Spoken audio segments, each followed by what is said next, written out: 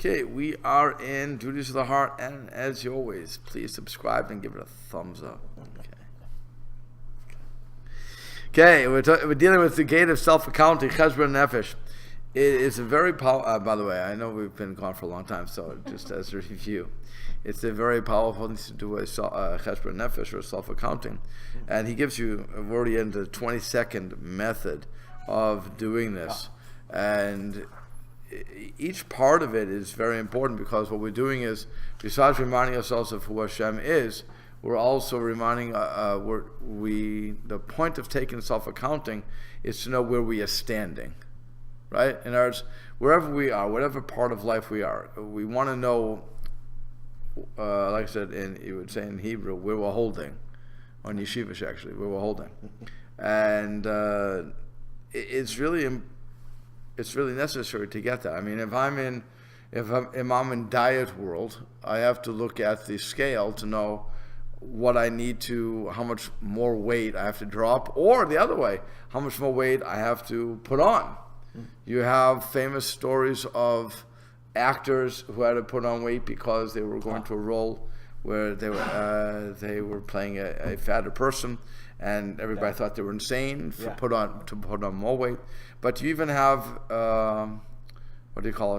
athletes.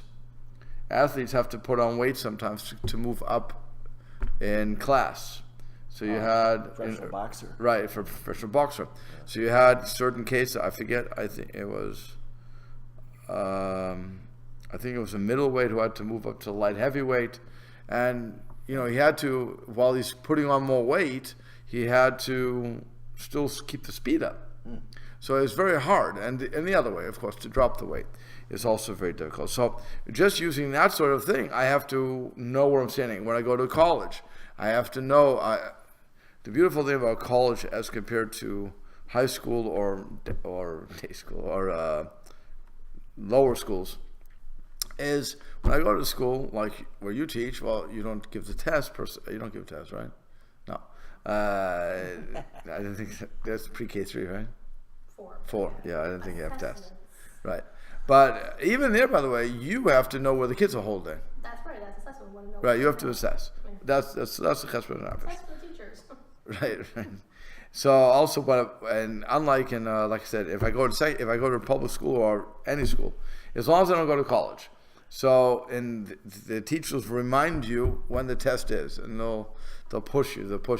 When it comes to college, they give you a syllabus and I don't know about you guys, but in the old days, I'm going to say the old days, okay? They used to give us a syllabus, which would tell us when the test day is. The teacher never got up there a week before school and a week before the test and said, "Okay, ladies and gentlemen, we're going to have a test. Please study." No. It was your responsibility to look at the syllabus and when you walk in, you get the grade. And whatever you get, you get. They weren't going to coddle you.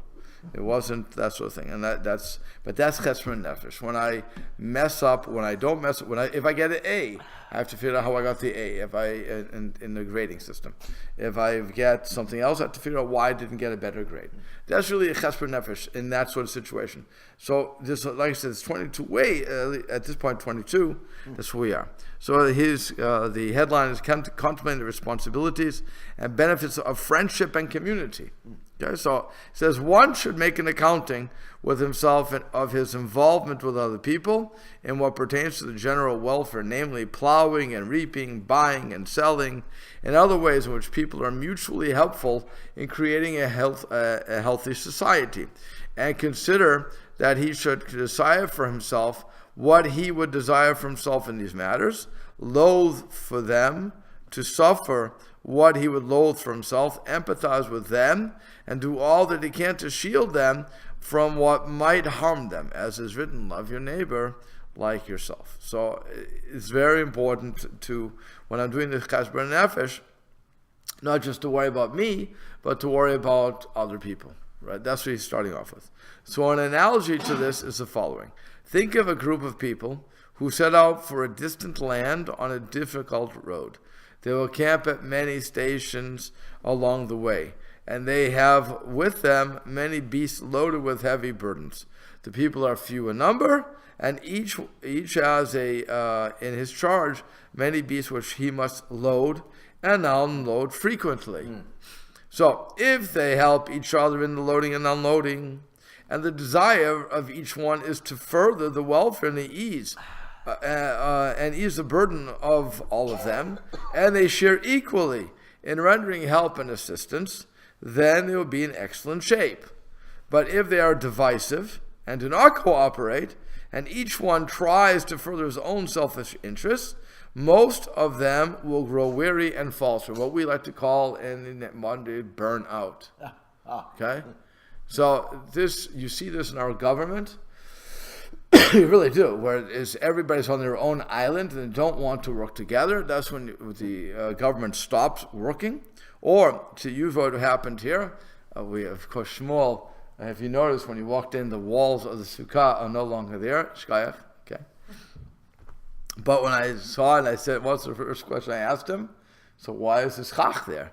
Okay, you can do the job, do the whole job, right? So his response was, there's no ladder. Oh, okay. So now, if we would problem solve this sort of situation, what would have happened? We would have said, he would have said, like, okay, I'm bored. So let me call up. What tools do I need in order to get the whole job done? First of all, I need help, because I can't take anybody. This is a put together tinker toy sukkah. Tinker toy sukkahs need at least two people, because what happens is when you start taking out one screw, the whole thing can fall on you, and that's the worst thing for you. You don't want that. So you need at least two people in order to. When I take apart my tinker toy sukkah, I have even Sima, who is I just tell her, hold the pole. I don't want to get hit in the head. Okay, because it's going to go boom. And we all don't want, nobody wants to get hit in the head when it happens. It can really hurt you. I'm not a pro wrestler to be hit over the head with a chair or anything else. Okay? This stuff can kill you.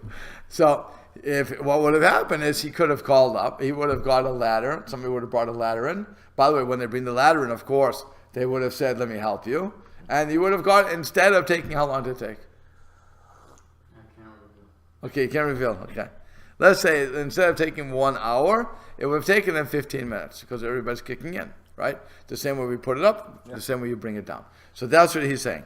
If everybody's helping out, and why won't people help each other out, by the way? They want to take care of their own. Right, their own, and what else? Let's think in business. Why won't they help out a business? What? They're selfish. More than that. Competition. If I help him out, he's going to be. I'm taking time away from what I could be doing in my place. What do we say hashkafically? Can you take any money away from me? Not 1 cent. Can you take one customer away from me? No. So why am I worried? Right? You're all in schools. Everybody. You have your preschool. Preschool. You have a preschool. So let's say another preschool opens right across the street from you. What you should say is, can I help you? Can I help you? Is there anything I can do to help you? To start the school is really great. Baruch Hashem, I have somebody opposite me. Tremendous. I'm going to help you. The person will look at you and say, what are you, crazy? I'm in competition with you. You're not in competition with me. Hashem has given me everything. So my customers are mine. Yours will be yours. If you deserve customers, you'll get customers. You can't take anybody away from me. And I can't take anybody from you. So let's work together. And we'll all have a good time, because we're going to get what we're going to get. So that's what he's really presenting here. He says, for this reason, my brother, the world becomes wearisome to its inhabitants, and their toil and trouble are increased, because everyone concerns himself only for his own lot, and seeks more than his allotted portion. Notice we always want to push more and more and more and more and more. And because they demand of the world more than is their due, and seek in it what is not theirs, the world denies them their due and does not provide them with their share. So as a result, they are not satisfied with the world, and there is not one among them who does not complain and whine about it. Because they seek luxuries, the world denies them basic necessities and grants them only after much trouble and exertion. So here we could have a nice idyllic life. We could just do what we're supposed to be doing. Help out our fellow man. Not think that they're going to rip me off or they're going to take away something that belongs to me, because they can't. So if I realize it's all coming from Hashem, I don't have to worry about that. Now I can help you with a full heart. If I help you with a full heart, everything works out nicely. Okay, that's what he's saying. If they would be content with what suffices for their basic needs, if they would all strive for the common good and share the same conditions, they would overcome all obstacles in this world and attain even more than they desire. Thus you have the verse that we say every day, three times a day, he opens his hands and you open your hand and you satisfy every living thing. Fine. Yet not only do they not help each other in their worldly interests, but they hinder one another. Each one obstructs his friends and cripples his effort, so that no one of them attains what he seeks or fulfills his desire. So now here, the best example for this for me, was when I went to a political talk, and all the politician had to do was deride their opponent. And I was thinking how weak that person is, because they haven't done anything. So they have to tell us why we shouldn't vote for the other guy. That's not, no, tell me what you did. Don't worry, let me use my mind, that sort of thing. Just tell me what you want, and that'll be good. But don't try to cripple the other guy, because, again, either I'm voting for you or I'm not voting for you in the political realm. And why should I vote for you just because? As a matter of fact, the only thing that speech did was got me interested about the other person, to say, well, let me find out what's going on there, So it's counterproductive. She said, therefore, my brother, you should endeavor to acquire faithful colleagues and true friends who will help you in your religious and secular pursuits, as you are wholehearted and true towards them. They should be as dear to you as your own soul. When you find among them those who are worthy of the sentiment. Do not, however, confide your secrets to anyone but the choices of your choice friends. As Ben Sira said, many will wish you well, but confide your secret to only 1 in 1,000. And as the wise one said, oil and incense gladden the heart, so confiding in one's friend for earnest counsel. In other words, pick your friends, be careful who you talk to. Don't think everybody's going to be at this lofty level of not wanting to take you down. We all have seen, we've all experienced when we talk to somebody and suddenly it's used against us. And you said this, and it's not, and either out of context, whatever the case is going to be. But so you have to be carefully saying. So once we've now contemplating the Creator's universe and maintaining the sense of wonder. Here's something else that I know that I don't always think about it. When you see the wind and everything else, it has to be, he's going to talk about, well, we'll see what he's saying. But it's amazing the way he brings down another part of Chesper and Nefesh. One should reflect on all that exists in the world, from the smallest of the creatures to the largest, on the levels of rational creatures in the world and the hierarchy of creatures in the terrestrial and supernal realms, on the arrangement of the spheres, the movements of the sun, moon, fixed stars, and planets, on the way the rain falls, and the wind blows, and the newborn emerging from the womb, and on things more marvelous than those, and more subtle, and more apparent, and more mysterious, among the wonders of the Creator may He be exalted. All of them which teach us of absolute wisdom and power, His beneficent governance, His all-embracing grace and compassion, and abounding providence over all the creatures. He said, and then he continues with that. He says, do not let your frequent observance of these phenomena and long familiarity with them deprive you of the feeling of the wonder that they inspire or induce you to cease reflecting on them. Do not let your previous knowledge of them determine that you take them lightly, because you have grown accustomed since childhood to seeing and observing them. And he says, we find that most common folk and many distinguished people have such a mentality. They are filled with wonder when observing something they're accustomed to seeing. For example, the solar or lunar eclipse. If you remember last summer, Everybody, the President of the United States of America went out on his balcony with those stupid-looking glasses that we all wore because we wanted to save our eyesight. Yeah. Baruch Hashem. Okay, I was told there was one rapper who didn't, and now he's nearly blind. So the stupidity of it, because he wanted to show he's an idiot. Okay, I can't help idiots. That's why they say you can't fix stupid. But I'm sitting out there in the driveway with the glasses waiting on it. So the mailman come by. So I said, "How you doing? Have you got your glasses with you?" Yeah. No, everybody who has the common sense, you put the glasses. But everybody went out to see this amazing thing. Okay, but wait a second, the sun shines every day. Why aren't we amazed that the sun, 93 million miles away, the light reaches us? Not only the light, but the warming rays, everything works perfectly. Why aren't we wondering about that every single day? Why don't we should make brachas every day on this stuff? That's what he's saying. And then thunder and lightning, thunderbolts, a tempest and the like. But they feel no wonder at the movements and the courses of the spheres, the sun, the moon, and stars. At sunrise, at sunset, the falling of the rain, normal falling of the rain. Who watches a normal storm? We don't watch the normal storms. We watch the pounding rain, and we want to see if the mighty Twickenham is going to take over again. Yeah. That's what we're really concerned about. It's the mighty Twickenham going to go. The blowing of the wind, again, a simple thing we don't think about. Well, similar phenomena that are ever present and are seen regularly. There are those, they are awed when they see the ocean, assuming you don't normally see it, its waves and storms, and the many living creatures in it. But they are not awed by the flow of rivers, the gush of water from the springs, flowing day and night without lull or let up, and by many other such phenomena. It's a normal occurrence. We don't think about it. Where did we just read this? Yeah, it's in Sorry? daily tefillas, or just read it, whether it's on Yom Tov. Think about the rivers continually flow into the ocean, but it never fills up. Yeah. Where did we just read that? I think that's still him. I'm pretty sure it's still him.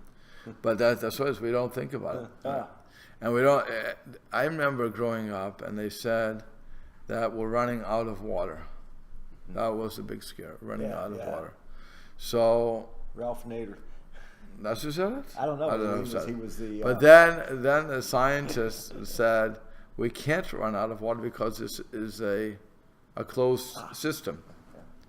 So it runs into the ocean. The ocean water goes. Evaporates. It goes into the atmosphere. Seeds the clouds, moves, and thus we start again. It's a closed atmosphere, a closed system. So we can never run out of clean water. And that's what scientists think. So you have, I'm sure some scientists disagree with that, but fine. Let's go with that. We don't think about that. We really don't think about how much water we're wasting on our lawns.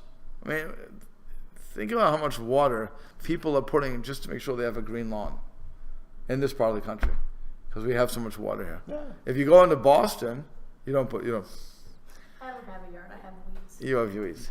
But the one thing when I came 10 years ago to this city, the one thing I remember was Michiganers getting out there and squaring off their. We don't have that anymore in Twickenham because we're all Jews. But edging, they used to edge it and cut it. It looked like a golf course. Manicures. It looked like a golf course. And I was thinking, are they crazy? Is this what they're doing all the time? And all the way up and down the street. Now, today I don't see it as much.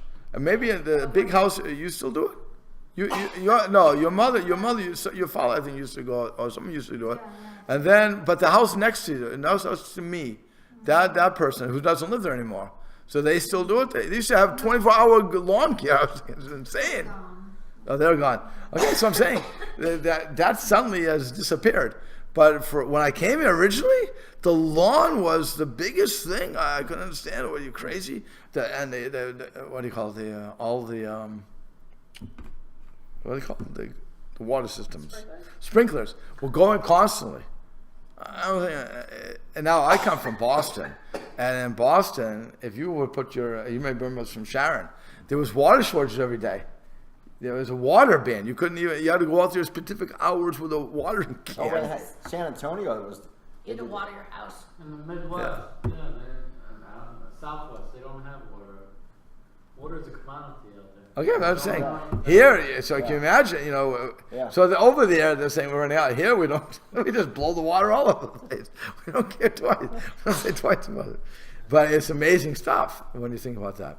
And but how many people look now? If it's a beautiful sunset, by the way, everybody says, "Look at the sunset," right? When you see a rainbow, because it's abnormal, so you say, "Oh, look at the rainbow." Mm-hmm. But when a normal sunrise, sunset, we don't even think about, unless you're going to show. You're not really thinking about sunrise and sunset, okay? And we certainly don't think about how the moon and the stars are going. How many people are looking up at the stars and stargazing?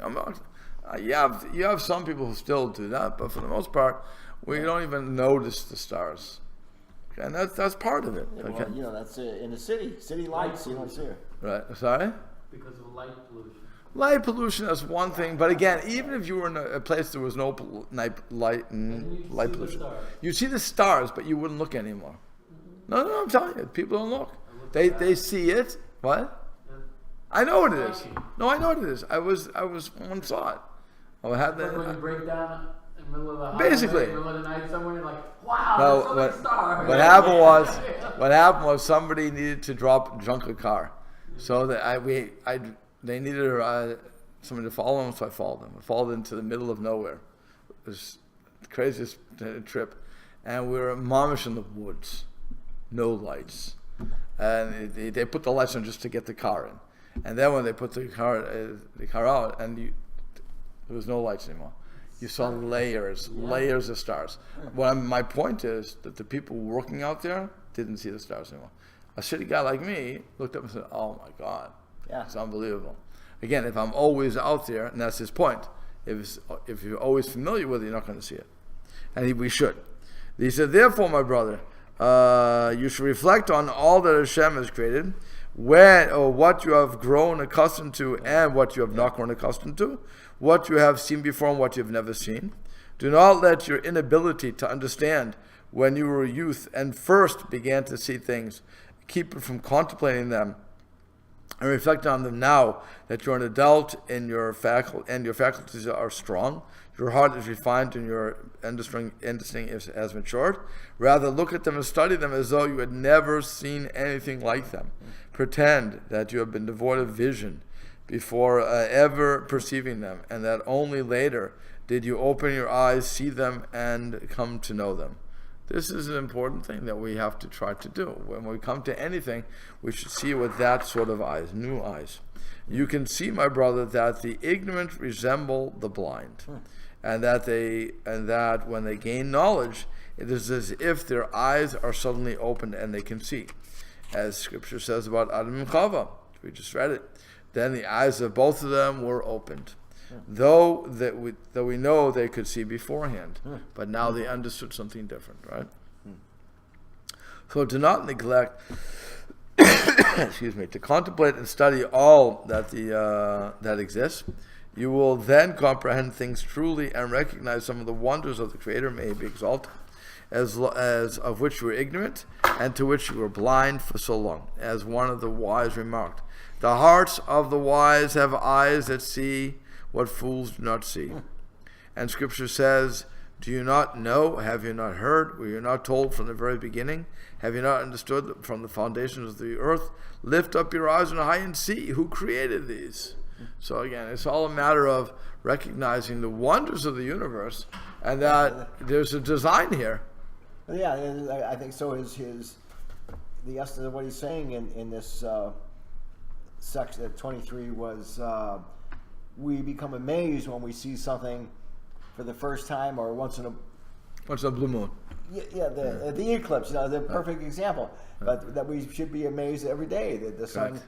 I forget where else it's stated too. The sun. Maybe it's in Koheles. Maybe we read it in Koheles. The sun comes up in the east and goes down west. Then it travels its circuit. It does the same thing over and over every day. That's amazing. Right. And that's what I'm saying. So that's what he's getting to. Yeah. That we have to recognize that this all. What he's really getting to is and this goes back to part 1 of the book, actually, the argument of design. Right? Why am I looking at these? In other words, when it's interesting. When an atheist sees the sun, the lunar eclipse or the solar eclipse, you have to wonder what's in the atheist's heart. It's a fascinating question, really. What's in your heart? So He thinks it's a neat. a neat thing, right? It's neat. Well, how did it? But we can time it. Maybe it's a mistake. Well, by the way, They're on different tracks. The They moon- intersect. right. The moon So happened the to truth intersect is, our the truth lives. is, Rabbi, what's the zoo rabbi? Slifkin. Rabbi Slifkin has a very good point. He said all scientists are religious by nature because they're looking for order. If I don't believe that God created the universe and that it was all just a mistake, there should be no order to the universe. Yeah. There can't be an order. I shouldn't be amazed at anything that happens because anything could happen, right? So he says the fact that you're looking for patterns, it shows that you're really religious. It's an interesting statement. It's all coming from God created the world.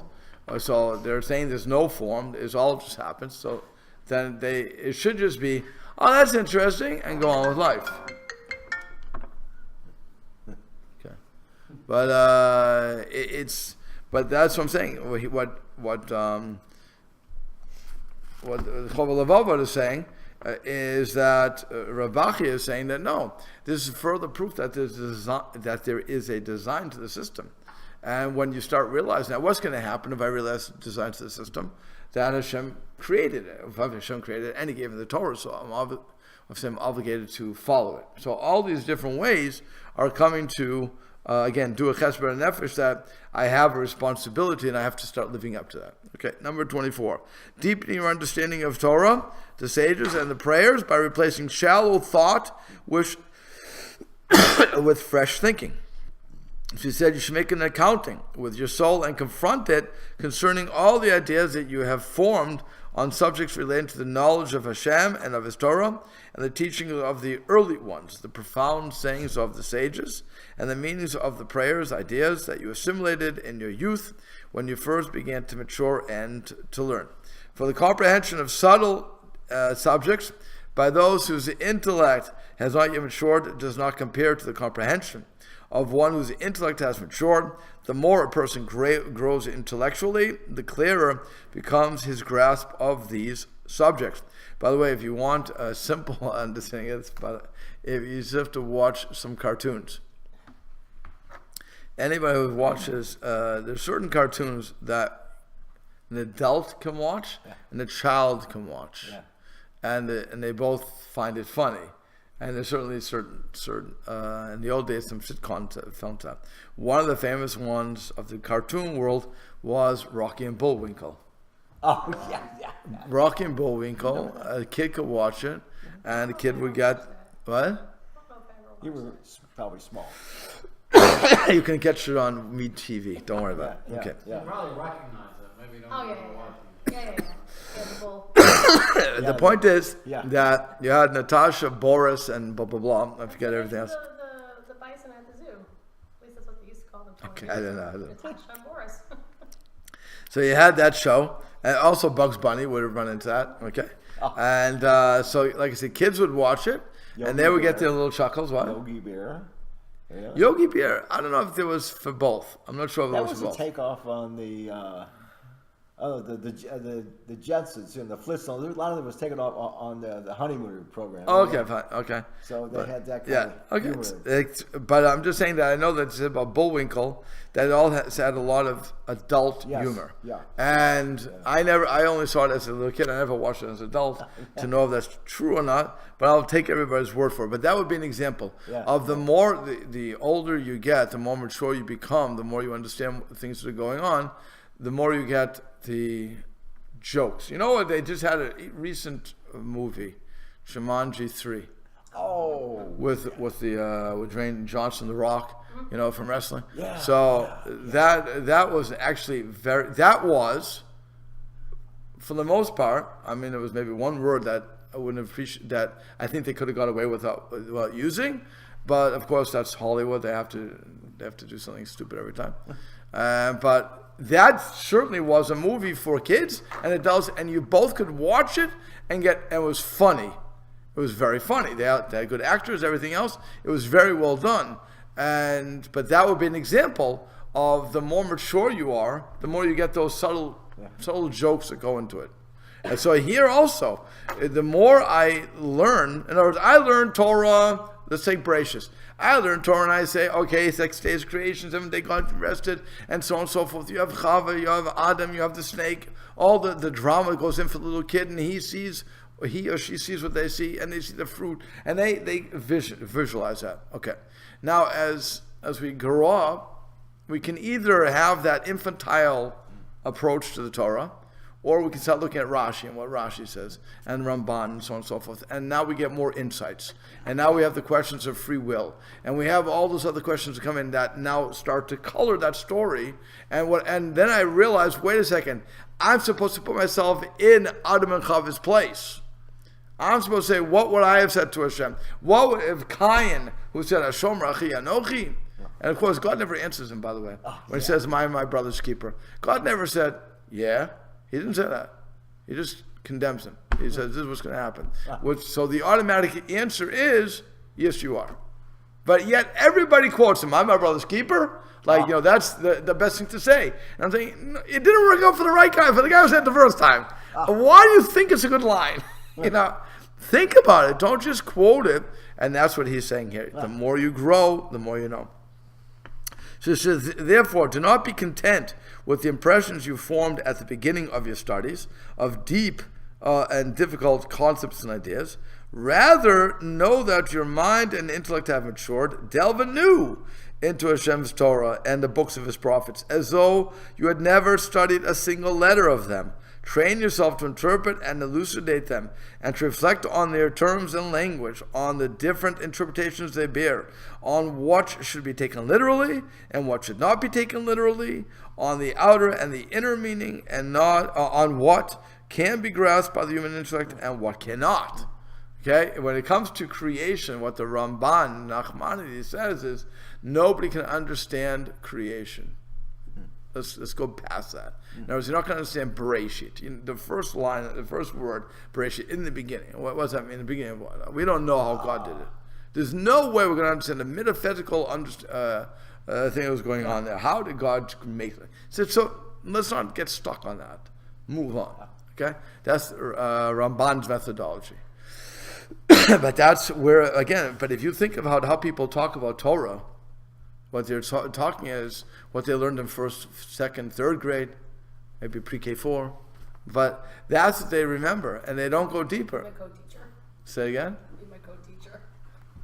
Co-teacher, right? I get enough strange looks when I daven with them. Okay, there you go.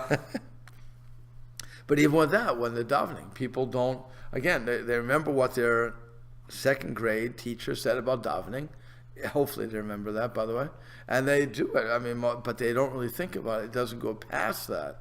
And that's what he's saying. Stop yourself. Every single day you should look anew at the field. By the way, if I look anew at Chumash every day, at Tanakh, at Gemara, at everything, if I look anew at, like it's brand new, what's going to happen? You're going to very likely find something new that you didn't see before. What else is going to happen? That's true. Excited. I'll be excited. Yeah. I'll be excited about it. That's the most important thing, to get excited. When I'm excited, if I'm just reading it, I mean, people like to. I never understood. I still can't get it because once I watched the movie, it's done. But there were people who watched Titanic. Remember the show with that Titanic 20 or 30 times. It's like, are you people insane? How much can you watch that? You watch a movie once, even if you watch it twice, which I think is too much anyway. But okay, but even watch it twice, how much are you going to get from that? So now you know what every single line is. Yeah. To what end? To what end? What are you doing that for? But that again, they're not. You tell me you're seeing with new eyes. You can't. It's impossible. You just memorize everything. Okay. But so here you're saying no. You have to look at it and you have to be willing to interpret. And by the way, this also, we discussed Hebrew grammar many times. The words have multiple meanings. What do you translate the word na, nun aleph, as now or please? And that can change the context every time. Is it being polite or is it being a command form? Okay. So she says, do the same with prayers and praises that you recite. Look into the meaning of their words, like we were just saying, and the intention of their contents, so that when you recite them before Hashem, you will understand the words you are uttering and what is in your and what it is that your heart is asking for. Do not continue to act as you did in your youth, uttering whatever words occur to you in a haphazard fashion, without understanding the meaning of what you're saying. We have treated this subject sufficiently in an earlier discussion, and then I see the ninth way. Fine. Do the same with the words of the sages and the oral law. Contemplate them and give them the benefit of doubt. Do not rely upon what you understood at the beginning of your studies, but demand of yourself that you approach the subject as though you were just beginning to study it. What you understand, remember and review. If you are in doubt about something, consult the sages of your generation and examine it in a way that you never did before. Then you will behold this, of the secrets of the Torah and of the secrets of the prophets and the sages, which would have been impossible for you to apprehend from the instruction of those who guided you at the beginning of your way. When I was in yeshiva, so I took a course when I was going for my master's degree, and one of the professors, really a rabbi, but since it was going for the MS, you call them professors, right? So one of the professors, he was teaching a course on Chumash, and so how to teach Chumash, and he said one of his lines was, "Everybody is prejudiced by Rashi." Everybody learns Rashi, so when you open the Chumash and you see what you remember you're studying it for years at this point, and now I'm going to give a class. So what happens is I translate it according to Rashi. So now suddenly somebody shows me a different interpretation, and I say, no, it's not right. No, I think he's right. No, wait, no. Thank you. I'm agreeing with him, by the way. Thank you. Okay. So I say, no, he's not right. The guy's not right. It's clearly, and it's not what the text says. Text says this. So he says, no, show me the text. That's the ultimate killer, by the way. Show me the text. Now I looked at the text. He says, where are the words that you picked on? It's not there.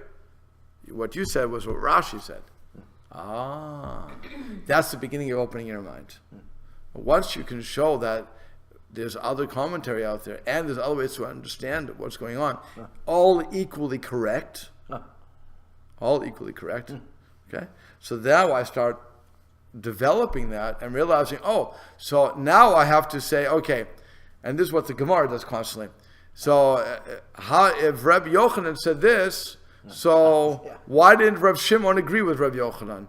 What did he see that differed with that? So the case would be, using two Meforshim, why did Rashi say what he said was when the Bechor Shor says something else?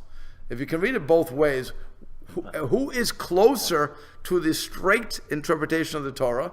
And if so, why didn't Rashi, who says he is the closest, why didn't he say it? And why didn't the Bechor Shor agree with him? Why didn't the Ramban agree? And now I get into a whole analysis. Now I'm turning the Torah into a living book. Not something that was codified, blah, blah. No. It's a living thing that I have to learn every day from. But I have to open my mind to that, and I have to see what's going on. I have to realize there's different interpretations, and they're all good. They're all valid, as long as they're coming from valid sources, by the way. I will put that up there. And the sources today from biblical scholarship I'm not really interested in. I'm talking about the rabbis. So in the rabbis of the sages that we accept as valid, okay, when they say something different, we have to understand why. By the way, when they say the same thing, we have to understand why they're saying the same thing too. Why? It sounds like the same thing. Why are you both saying it? What do I need you for? I already heard it before, which again, the Gemara does. The Gemara says, why is this Amora saying this when the Tana already said it? Right? So, and now we have to find, the nuance. And that's again, part of the analysis. That's what he's saying. Don't stop learning like a little kid. Stop that. And that's, by the way, why many people go off the derech. It really is. That's why most people go off the derech, because off the way. They leave religiosity because they say, there's only stories for kids. No, you're the kid. You're the little child who refuses to open their mind and say that there's something important here. That's all. Yes, I'm hitting all you guys up. Deal with it. There was I read a story about the Vilna Gaon one time. That was one of his Talmud came to him and said, Rebbe, I'm reading this Gemara. I read 14 times and I still don't understand it. He says, 14 times? He says, yes, Rebbe. He says, no wonder you don't understand it. Keep studying. So, 14 times is nothing. You have to have an outscroll. That's what you can do. Okay. So, by the way, the beautiful thing about that story is he doesn't say what he doesn't get. Yeah. In other words, the point of this is, I have to know what it's the hardest thing. I know teachers fall into it. I fell into it many times. I would say something, and the child would say, I don't understand it. So you ask a simple question. What's the question? Why? No. What don't you understand? I'm very pointed. What don't you understand? Oh, I don't know. Now, as a teacher, well, I can't help you if you don't know. How can I help you? Well, I don't know. But you don't get it, right? No. Should I repeat it? Okay. So I repeat it with different words. You get it now? No. What don't you get? I don't know. Now I have to figure out, I wasted my time or something like that. But really they're not. They just don't get something. Something's not clicking. And now you're trying to figure it out, but now you have to also make a decision. Do I want to take up class time on this? Right? So if it's a one-on-one, you can bang your head against the wall as much as you want. Kids say why. What? Why? Oh, that's nothing. Why? Kids love to say why. Why? Right? And so my mother came up with the famous thing of, she thought she would shut me up. So she said, It didn't work. no, because she said, because pigs can't fly. And I said, why? They don't have wings. Why? Okay. So, I mean, the ultimate answer would be because God didn't create them that way. Why? Ask Him. That's the you stopped the question. Okay.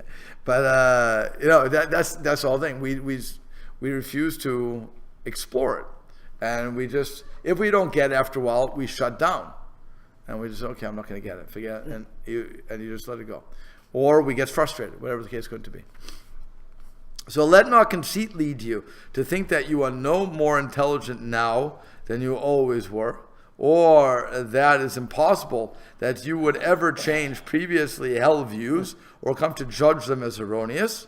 And by the way, this is somebody recently asked me about the political issues going on, and do I talk to anybody? But I said, look, I know there's some people on the right, and there's some people on the left. Those who are on the right will never go on the left, and those on the left will never go on the right. So what's the use? It's not worth speaking about.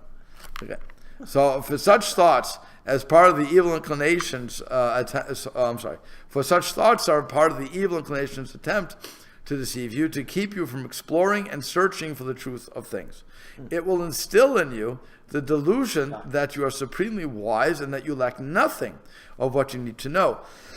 As the wise one, Shlomo said, in his own eyes a lazy man is wiser than 7 who answer with sound advice.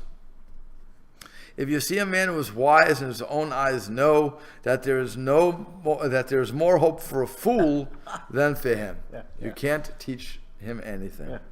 He further said, the wise man, his eyes are barosho, which means in his head.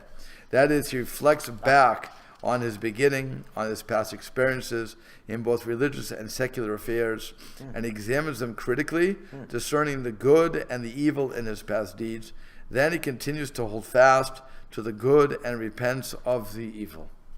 The fool, however, neglects all of this, like one who walks a great distance in the dark of night without looking back. If he does turn around, he sees nothing. Instead, he focuses entirely on what lies before him. For this reason, it is said, but the fool walks in darkness. I saw that there is advantage in wisdom over ignorance, like the advantage of light over darkness.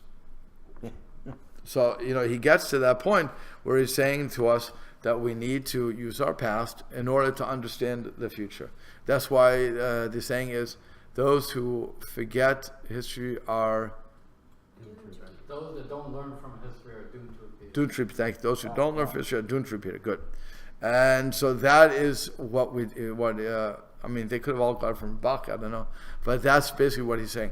We have to use our past in order to go on. If we don't look back, if we don't do that, so we're going to walk in darkness. That's it. So you have to go back. And again, the major thing is that you can't see it with your infantile eyes.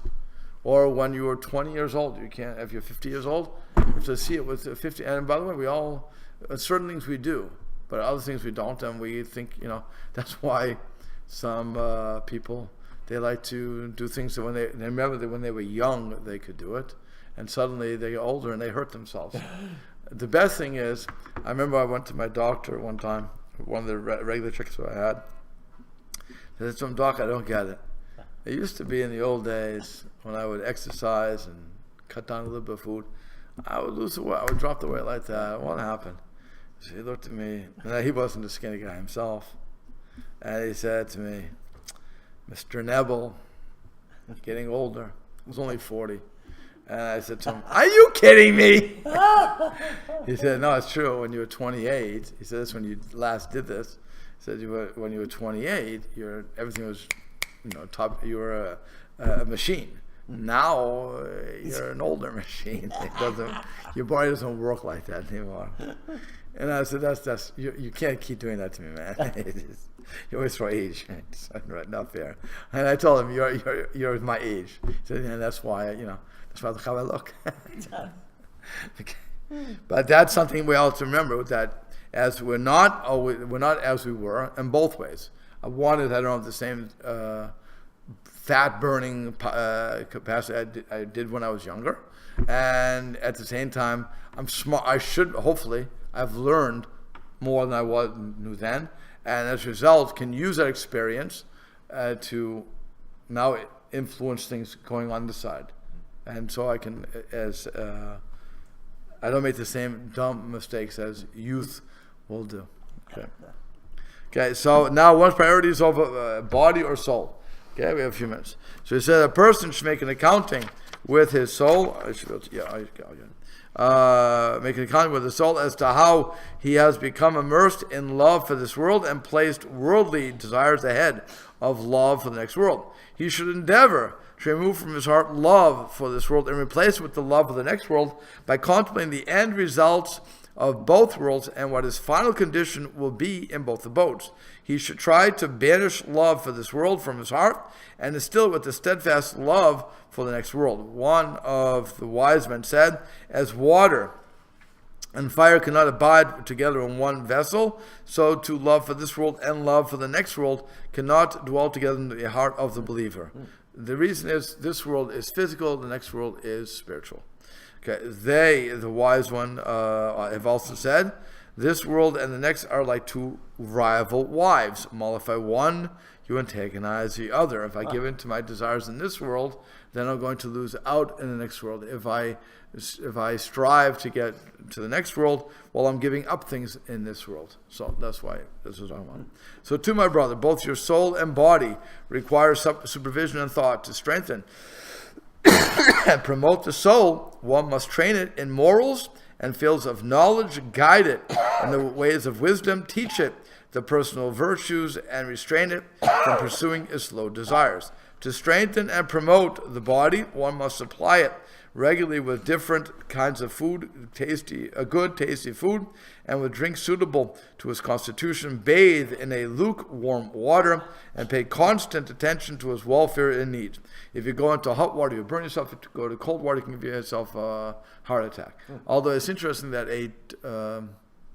you ever went in Russia, was it cold? When you jumped in the water? Ocean. I think if you go from hot to cold, is a problem. Yeah. I'm just saying. Sauna and they jump into. Say it again? They have like a sauna and they go and jump into the extreme, Yeah. And they don't get hurt. It's like you know what they had in Boston. But you're right. They prone to like a very fast death. In Boston, they have what do they call it? Polar Bear Club. Yes, thank you. Polar Bear Club. Dude, up north too. Up north? Yeah. Brooklyn also comes Brooklyn? along. Okay. Okay. I remember in Boston. Crazies are And then everywhere. these Michiganders, they go in January and they jump into one. I was like, you guys are nuts. Yeah, they camp. Yeah. Yeah, Okay. Yeah, they call it Polar Bear Club or something. Okay. So that would be an example of you guys are insane. Okay. And you can give yourself a fast death that way because you're shocking the body. So that's why he's saying, go into lukewarm water. You don't know. Okay. If you devote your mental energy to promoting your body and give it all your attention, you will have to neglect the promotion of your soul. If, on the other hand, you focus your mind on invigorating your soul and devote your attention to it, you will have to neglect many of your body's interests. Prudence dictates that you give preeminence to your soul, which is your share in eternity, rather than to your body, which will pass away, and that you nurture your soul and care for it. But do not deprive your body of the things that are vital to it. Do not overtax it or weaken it, for this will weaken both body and soul. Rather, provide your body with enough sustenance to maintain it in good condition, and provide your soul with more than enough of the fields of knowledge and moral teachings. Along these lines, the wise one said, do not become over-righteous and do not become too wise. Why become despondent? Do not become overly wicked, neither be a fool. Why die before your time? It is best that you hold on to the one and not let go of the other. That's Koheles. That is, do not go to extremes in adopting the ways of the righteous who withdraw from the world, lest you exceed their course and become utterly despondent.